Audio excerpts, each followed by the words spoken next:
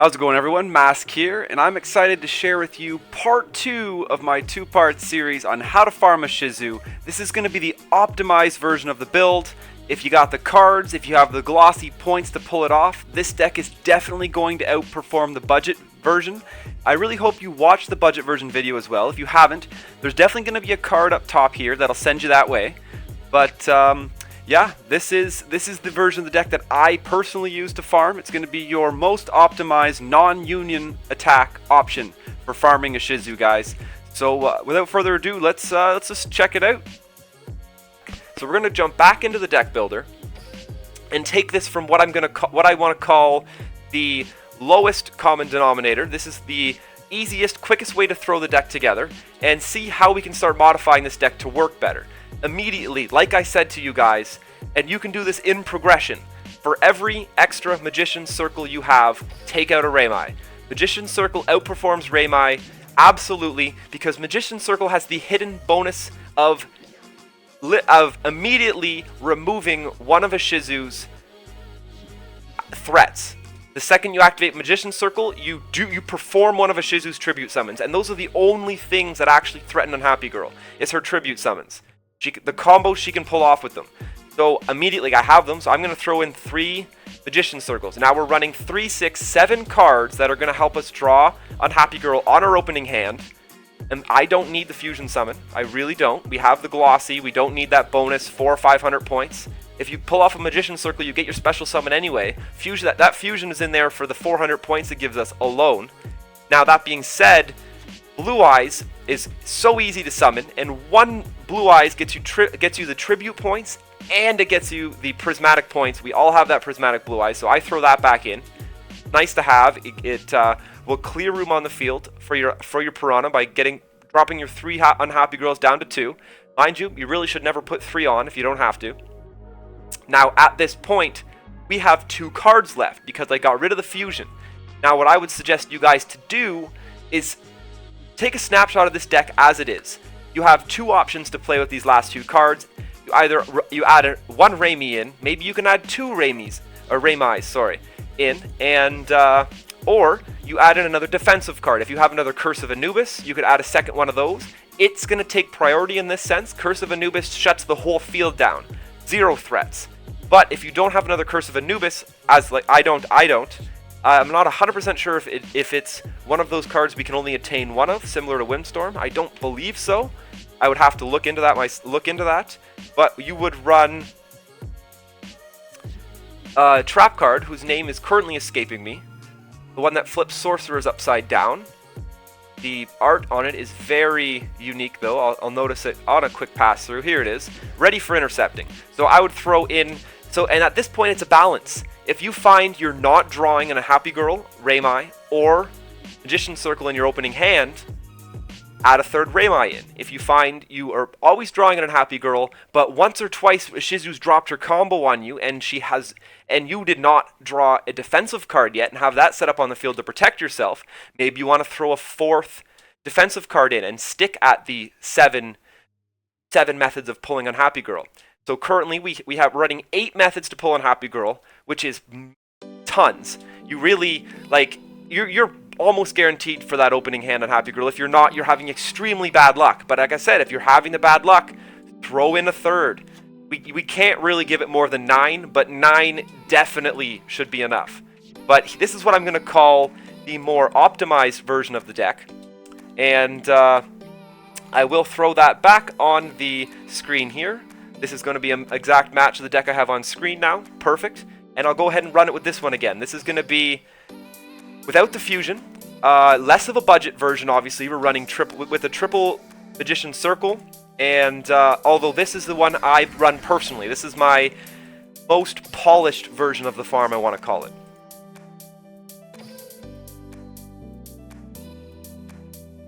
The Abyssal Designator, still, like I said, if you're really struggling for points, although the reliability of running Mirror Wall and 1 Abyssal Designator goes a little lower. You can't guarantee pulling Mirror Wall on time, and micromanaging the Mirror Wall payments and not losing is a lot harder, requires a lot more thought. But that will free up one more card you could also assign to either a third Reimai or a fourth method of defense, or even if you're doing the fusion route where you needed the extra points from the fusion to hit that next tier of rewards, you could drop one Abyssal Designator or two Abyssal Designators for a Mirror Wall, free up that extra card, and assign it to either another method of grabbing Unhappy Girl or another defensive method to keep you on the board. Now we pulled Unhappy Girl in our opening hand again. We're playing the odds pretty well with this deck, running 8 methods to do so. We have a defensive card up on the field now ready for intercepting. At this point, we've almost already guaranteed this farm. It's pretty much in the bags. You get a defensive card up, you get Unhappy Girl up, and you're just laughing. There's one of her big threats. Visionary just came out already. Visionary being one of her only 2 cards able to free up slots on the board. And we're going to have that locked down with Unhappy Girl. There it is. She can still pull off, as long as she has slots like she does, all of her tributes are still a threat. She could tribute summon Shaman right now, pull off a combo on us, bringing Visionary back out and having lethal, but we've protected from that. We already have ready for intercepting on the field. At this point, I would actually pop the ready for intercepting, because realistically, we have 3 defensive cards in here, not because we need to use all 3. We have 3 in here to up the consistency at which we pull them. Curse of Anubis is a full board version of ready for intercepting as far as we're concerned. It's going to interrupt an attack from the entire board, not just from one monster. So we'll get rid of ready for intercepting, we'll put Curse of Anubis down. It has us completely protected from the Shaman tribute, and that is the only thing that can possibly hurt us now. And here it comes down. Or no, sorry, the Oracle tribute. The Shaman tribute honestly means nothing. It can only be a threat on a very, very small field, and at that, really not very often. Magician's Circle would be nice. If we could pull Magician's Circle off right now, it would suck Shaman out of the deck and totally solve that problem for us. But I don't want to risk clogging the field up. You always got to keep notice. More than likely, Ishizu runs 15 monsters. The chances of her not having a monster in her hand are extremely slim. That being said, it just happened. She didn't summon a third monster, but regardless, don't run the risk. You're gonna run into hand clogging problems. It's gonna suck. You don't want to do it. That's the only way you can really start to fumble your end game, is if you start misplaying Magician's Circle. We still have Curse of Anubis up. We don't need to set the Windstorm at this point to avoid discarding. Actually, we can just discard the Magician's Circles. We don't need them. Lock down your newcomer with your Unhappy Girl, and boom, we have full control of the board now. The only thing that Ishizu can do left in her entire kit is summon a giant or drop a giant Oracle down on the board with a Rite of Spirit. She's already popped 1. She does have 2. If she has a Rite of Spirit set, her Oracle can come down, clear the board. That Oracle will have over 4,000 health, and at that point, Rite of Spirit will bring Visionary back. And you'll be staring across the board at like 7k attack. She obviously has lethal, but the thing is, that is quite a late game component for her. She's not going to pull that off on you on the first 4 or 5 turns. So by that point, you are almost guaranteed to have pulled one of your defensive measures, being Windstorm, a Curse of Anubis ready for intercepting, and it's all about playing the odds. If you find she's pulling that combo off before you have a defensive card, put in an extra defensive card, take out a Reimai. 8 is probably more than enough methods to pull your Unhappy Girl out of the deck. Anyhow, here it is. Oracle's coming out. She doesn't have the trap card out to resummon a Gravekeeper, but as you can see, Oracle is going to go for the lethal on our Unhappy Girl. We have Curse of the Anubis set up already. Boom. Problem avoided, already dealt with. We'll go ahead and we'll throw down a Windstorm. Windstorm's beautiful in the sense that it's unconditionally playable. You never got to worry about it. And we will go ahead and smack into that Oracle. We actually lock them in defense mode right now, which is great. And that's it. Farm is basically completed. There is nothing left that we could screw up except for forgetting to attack these next 2 monsters she summons. Finally get our second Unhappy Girl. Never play the third until you know you have your tribute monster in your hand. Because the only way this farm can fail at this point is if I draw Blue Eyes as my last card and I was stupid enough to clog the field by summoning my third Unhappy Girl. But if I only put 2 Unhappy Girls down, I have the option, and this is actually what I'm going to do this farm to show you guys just how this, I almost call it an AI glitch. I'll call it a glitch. It's just a way the AI is coded. I will call it a glitch, just for the sake of how I feel about it. This card's only locked 2 down, we'll grab him. You will never, if you only have 1 card left in this deck right here, the enemy will never attack your monsters if you only have 1 card left. It will not. It's programmed. In fact, I'm interested to see I'm interested to see a farm attempt where you, or even AI interaction where you cycle Sword of the Deep-Seated back onto your deck, keeping 1 card there. See if the AI will ever attack any of your monsters. That's something I'm probably going to test. I'm going to go ahead and activate a Raymai here, actually, just to pull this Unhappy Girl out of the deck. Just Suicide in there. We take no battle damage because of Holy Guard. It will pull our 3rd Unhappy Girl out of the deck for us. Blue Eyes is still in there, so I'm almost going to be forced to do this condition where you summon Piranha early. It's actually not going to be the best example because Unhappy Girl has completely locked down the field. Therefore, even if the opponent wanted to attack, it can't.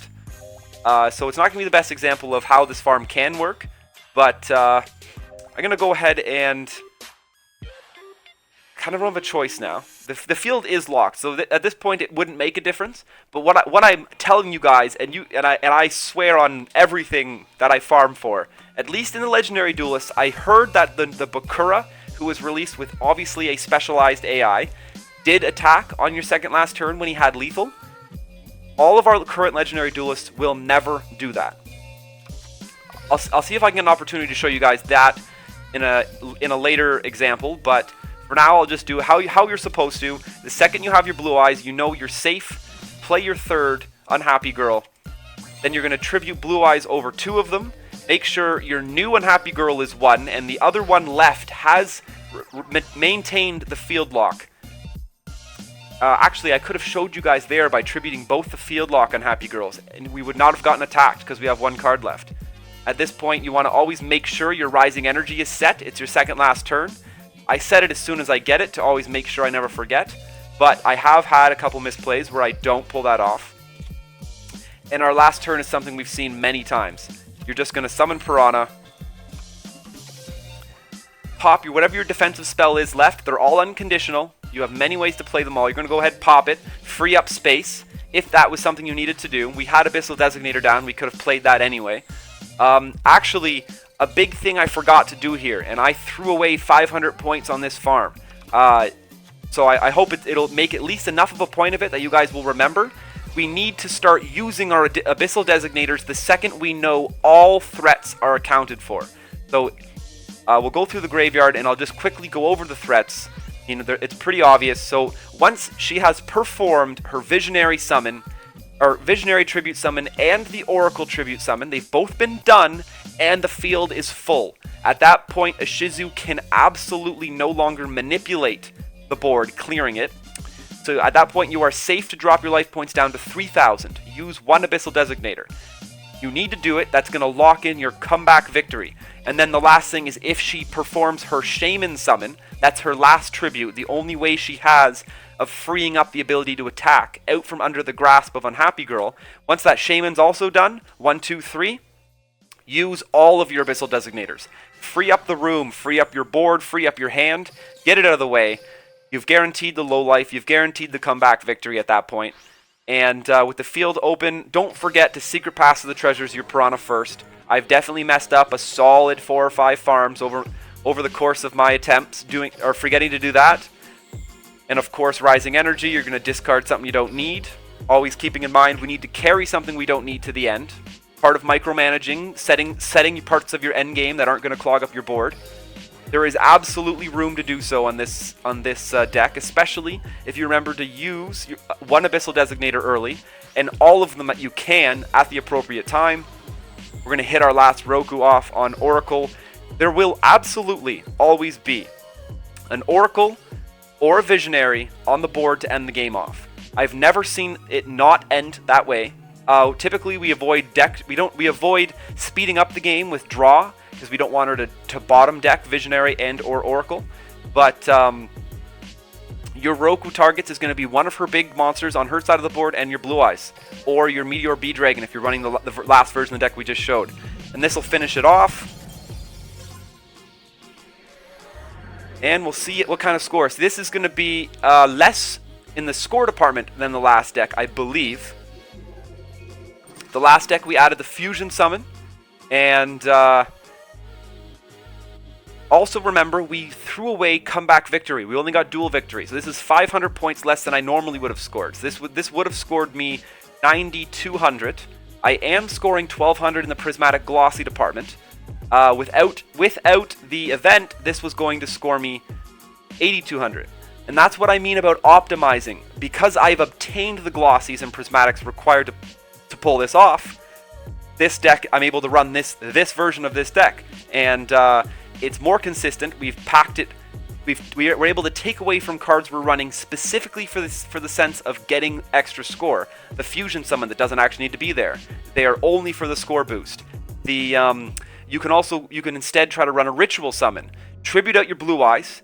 You could run actually instead of the Meteor Dragon Polymerization, if that feels clunky to you, you could tribute out Blue Eyes, Ritual Summon a Ritual monster over top of Blue Eyes. Then you're still getting that Prismatic tribute from the Blue Eyes, and you're getting your Special Summon and your Ritual Summon, which is also worth 500 points. That might be another route, maybe even a better route to go if you're lacking in the Glossy department and still need to get to that 8k point. But especially with the event going right now, this deck is no problem. It's going to score 8,000 points without even trying. It's all about balance and knowing how to take this template I've given you guys and modify it to make it work for you. I've really tried to explain how you can do that, how you can kind of make your own budget version. The core of this deck, guys, Unhappy Girls, Raymais, Magician Circles. That is our surviving. That is our survive the game core. Mind you, sorry, I should say those three and your Windstorm, Curse of Anubis, and or Ready for Intercepting.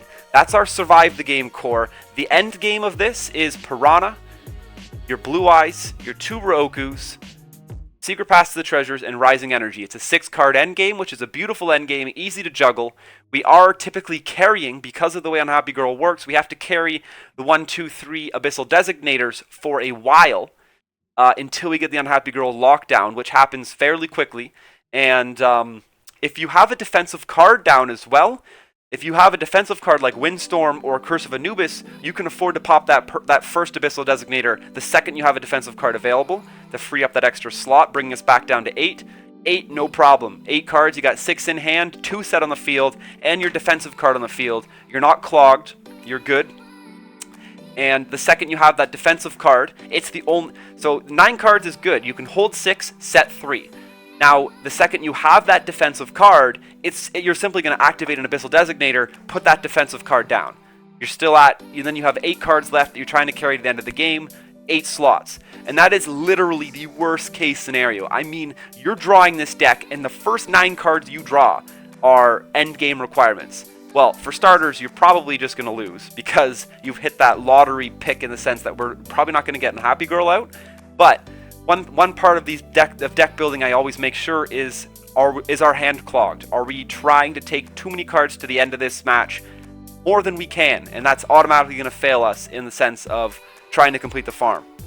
But I think that pretty much covers it. I showed you guys the broker version of the deck where you don't have the glossy requirements, you don't have the glossy, you don't have the prismatic points, you don't have necessarily 3 magician circles, different ways you can modify it.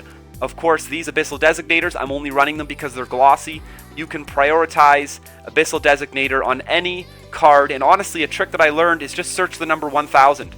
Search the number 1000, highlight spells, and look, these are all the spells that heal or lower your life points by 1000. We've been farming the crap out of Ishizu. We're at 9 Hieroglyphic Lithographs, which, by the way, perfect replacement for Abyssal Designator. If any of these were glossy, I would run them, because I actually personally hate running Abyssal Designator. It just takes too long to activate. Here's a good card, Seal of the Ancients. It's going to lower you by 1000. I am weary about running this card. It's not unconditionally playable. The enemy has to have a face down card, which Ishizu actually does not have many of. So be careful running that card. It could get you in trouble. The other thing, I guess really Abyssal Designator, Hieroglyphic Lithograph, Seal of the Ancients. Be careful running it, and that might actually be near the end of your choices. You're never gonna activate Toon World. Supremacy Berry won't really work for you. Your life points are never gonna be low enough. And yeah, so actually Abyssal Designator is probably your best bet, unless you actually farm glossy versions of Hieroglyph Lithograph from Ishizu. While using this method, you can start to sub them in. But yeah, this of course is 100% the non-Union Attack version, guys. At this point in time, any farm deck can be taken, and Union Attack can be thrown in, and the farm deck just becomes substantially better. Union Attack dominates the current farming meta. We all know I don't have Union Attack. I am planning on modifying this and putting out for all of you who are spoiled and literally get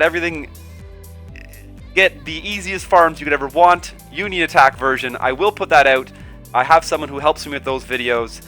But for now, this will pretty much complete my Ishizu farming video. We've looked at the budget version, the best version I can put together without Union Attack.